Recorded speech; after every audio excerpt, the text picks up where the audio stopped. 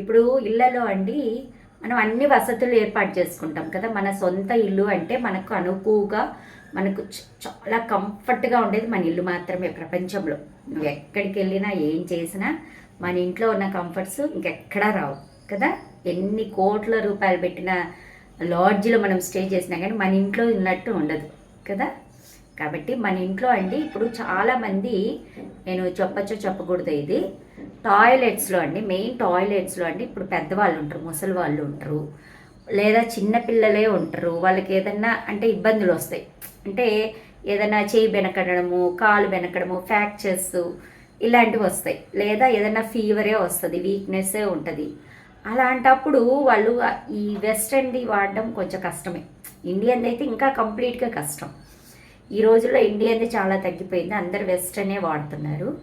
కాబట్టి దానికి నా సజెషన్ ఏంటంటే అండి, అంతకుముందు అండి మనం బాత్రూమ్లలో, ఇప్పుడు ఇండియన్ టాయిలెట్స్కైనా బాత్రూమ్లలో పక్కన ఒక చిన్న గోడను కట్టేవాళ్ళు, సైడ్ గోడ చిన్నది, చిన్న అంటే హైట్ లేకుండా రూమ్లో.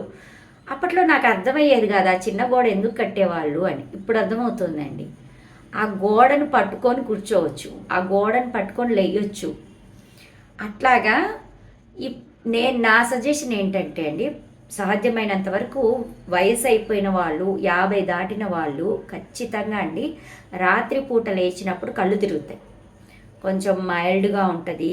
అందులో షుగర్ బీపీలు ఈ కాలంలో చాలా ఎక్కువ. వాటికి తిప్పేస్తూ ఉంటుంది, కొలెస్ట్రాల్ ఉన్న మనిషిని తోసేస్తూ ఉంటుంది. అంటే ఏ టైంలో ఎలా ఉంటుందో శరీరం మనకు తెలియదండి.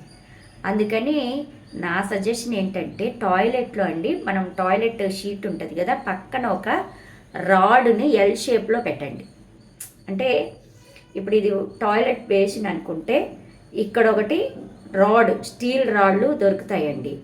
స్టీల్ రాడు ఎల్ షేప్లోది, అది కానీ దానికి సైడ్లో ఒక గోడలాగా ఒక రాడ్ పెడితే దాన్ని పట్టుకొని లేయడానికి కానీ, ఏదన్నా అవసరం వచ్చినప్పుడు గబక్కని పట్టుకోవడానికి కానీ, మనిషి సహాయం లేనప్పుడు పట్టుకోవడానికి కానీ అది హెల్ప్ అవుతుందండి.